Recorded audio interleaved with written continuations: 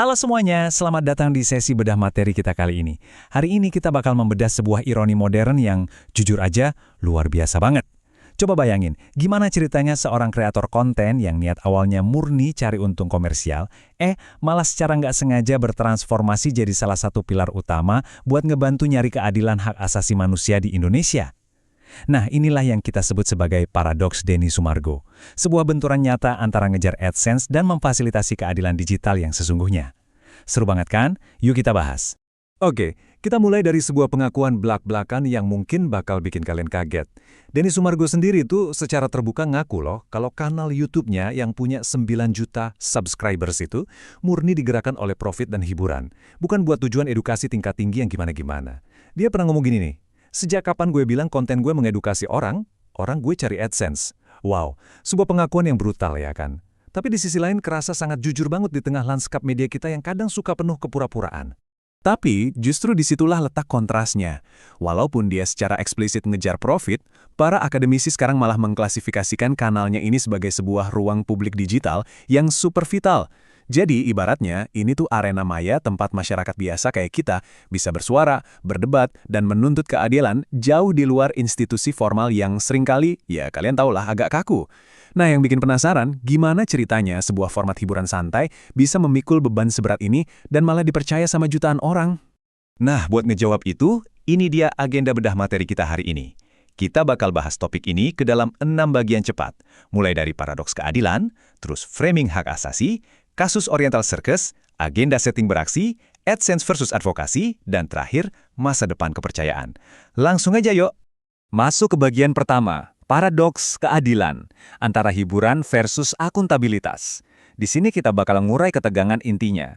Coba perhatiin angka ini, 1,94 miliar tayangan. Gila nggak sih? Angka sebesar ini ngebuktiin satu hal krusial soal kebiasaan kita sebagai konsumen media saat ini. Penonton zaman now tuh ternyata secara sadar lebih milih lari ke platform kreator yang kerasa lebih otentik dibandingin nonton stasiun berita tradisional. Bahkan, dengerin baik-baik ya, bahkan untuk nyerap isu-isu sosial dan advokasi hukum yang berat banget sekalipun, audiens ngerasa jauh lebih nyaman dengan pendekatan komersial yang interaktif kayak gini. Menarik banget kan? Oke, lanjut ke bagian 2, framing hak asasi, membingkai isu keadilan. Kita bakal lihat gimana sih isu hukum yang berat ini dikemas. Poin krusial di sini adalah, ternyata format obrolan santai ini tuh luar biasa pas banget sama teori framing dari Robert Entman. Jadi, alih-alih nyari sensasi, Denny mendefinisikan kasus pelecehan beneran sebagai krisis kemanusiaan. Dia nyorotin penyebab utamanya, yaitu lemahnya pengawasan hukum. Terus, dia ngebangun penilaian moral dengan cara mancing empati publik yang masis banget buat para korban. Dan puncaknya, dia ngebangun solusi lewat tekanan sosial netizen. Ini bukti nyata loh, kalau narasi emosional yang personal itu jauh lebih mematikan buat neken pelaku kejahatan dibandingin sekedar ngomongin pasal dan jargon hukum yang bikin pusing. Nah, kita masuk ke bagian 3, kasus Oriental Circus, mencari keadilan digital. Biar lebih kebayang, kita langsung bedah aja contoh kasus nyatanya. Coba lihat ini. Ada riset akademis dari Universitas Muhammadiyah Bengkulu yang nemuin fakta super menarik. Mereka ngebuktiin secara empiris kalau sebuah konten hiburan yang awalnya ditonton cuma buat seru-seruan dan dapat AdSense pastinya, nyatanya malah berevolusi jadi semacam watchdog atau anjing penjaga. Platform ini sukses jadi pembela hak asasi manusia buat salah satu kasus pelanggaran parah yang selama ini benar-benar diabaikan. Kasusnya sendiri itu melibatkan mantan pekerja Oriental Circus Indonesia. Bayangin, para mantan pekerja ini akhirnya berani bersuara untuk mengungkap dugaan pelecehan fisik dan eksploitasi yang, ingat ya, udah berlangsung selama puluhan tahun. Gila kan? Karena mereka ngerasa mentok, nggak punya akses ke lembaga formal, para korban ini nekat gunain panggung hiburan komersial yang reach-nya masif banget buat sukses ngedobrak kebuntuan hukum tradisional. Lanjut ke bagian 4, agenda setting beraksi memaksa respons negara. Mari kita lihat gimana konten viral beraksi di dunia nyata. Coba deh perhatiin lini masa ini, soalnya ironis banget.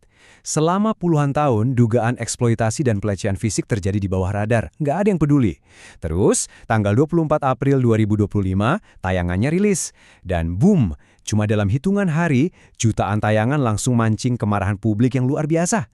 Hasilnya, beberapa minggu setelahnya Komisi HAM resmi turun tangan. Kepikiran nggak sih, kita seolah-olah butuh satu konten YouTube yang tujuannya cari AdSense, baru deh sistem peradilan resmi negara mau bener-bener gerak buat kerja. Dan kontras di sini tuh keren banget kalau kita perhatiin. Di satu sisi, kita punya jurnal akademis dengan metodenya yang kaku yang ngebuktiin dampak sosialnya secara ilmiah. Tapi di sisi lain, denyut nadi sebenarnya ada di dunia nyata, tepatnya di kolom komentar YouTube. Komentar-komentar dari masyarakat awam yang nuntut keadilan ini tuh mencerminkan dengan sempurna temuan akademis tadi. Ini ngebuktiin tegas kalau audiens tuh nggak sekedar nonton clickbait, tapi mereka benar-benar beraksi nuntut akuntabilitas. Nah, ini dia nih, bukti pamungkas dari keberhasilan agenda setting. Sebuah dokumen resmi dari Rapat Komisi 13 Parlemen. Rapat negara ini secara spesifik diagendakan buat ngerespons penanganan kasus pelecehan tersebut. Jadi, panitia kerja tingkat negara harus dibentuk akibat protes publik yang, coba ingat lagi, murni dipicu pertama kali sama obrolan di konten hiburan komersial. Mind-blowing ya? Masuk ke bagian 5, AdSense versus advokasi, menilai etika kreator. Sekarang, waktunya kita pakai kacamata kritikus media buat ngebahas area abu-abu ini. Kalau kita ngebandingin aturan etika stasiun TV tradisional sama cara kerja konten kreator, muncul satu pertanyaan gede nih. Kenapa sih kalian sebagai penonton justru seringkali lebih percaya sama sosok kreator yang udah terang-terangan bilang mau nyari untung dibandingin sama berita TV yang aturannya ketat? Jawabannya lumayan simpel. Pendekatan yang lebih mengedepankan emosi, gaya ngobrol santai yang gampang dicerna, ditambah otentisitas personal dari si kreator itu sendiri, pada akhirnya berhasil ngehancurin tembok kaku yang selama ini ada di berita formal. Ironisnya, audiens malah makin percaya karena kreator ini blak-blakan soal uang. Dia nggak munafik. Tapi ada tapinya nih. Dia nyiimbangin itu semua pakai kompas moral yang konkret banget. Dia tegas nolak konten gosip murahan kalau nggak ada solusi aksi yang bisa ditawarin. Dia juga tepat ngebela pentingnya jurnalisme formal. Dan yang paling bikin orang salut, ingat kan pas tragedi mendiang Vanessa Angel atau kasus Laura Anna, dia mendonasikan hasil AdSense gila-gilaan dari video itu langsung ke keluarga korban. Nah, transparansi radikal macam inilah penawar sejati yang bikin isu moral ini bisa diterima publik. Akhirnya, kita sampai di bagian terakhir, bagian 6, masa depan kepercayaan. Apa sih arti pergeseran raksasa ini buat kita ke depannya? Coba perhatiin tangkapan layar komentar-komentar ini deh. Ini tuh bukti nyata pendewasaan luar biasa dari penonton di Indonesia. Mereka bukan lagi konsumen pasif yang gampang nelan sensasi kosong. Enggak, mereka sekarang secara aktif berpartisipasi dalam advokasi hukum, ngasih support psikologis ke korban, dan ikut ngawal jalannya kasus. Padahal mereka juga sadar penuh loh kalau kreator yang lagi mereka tonton ini lagi dapat cuan dari atensi mereka. Ini tuh sebuah simbiosis modern yang benar-benar kompleks, tapi nyata. Sebagai penutup, saya mau ninggalin kalian sama satu pertanyaan tajam yang lumayan bikin mikir. Kira-kira, bisa nggak sih keadilan sosial yang benar-benar nyata dan berdampak jangka panjang itu bertahan kalau tujuan akhir dari platform utamanya adalah semata-mata monetisasi algoritma? Ya, seiring sama lanskap media kita yang terus berubah drastis, bisa jadi loh kejujuran komersial yang brutal, asalkan dibarengi sama empati yang nyata, adalah fondasi baru yang mengejutkan buat dorong penegakan hukum kita hari ini. Gimana menurut kalian? Terima kasih udah nemenin sesi bedah materi kali ini, dan mari kita terus kritis sama tontonan kita. Sampai jumpa.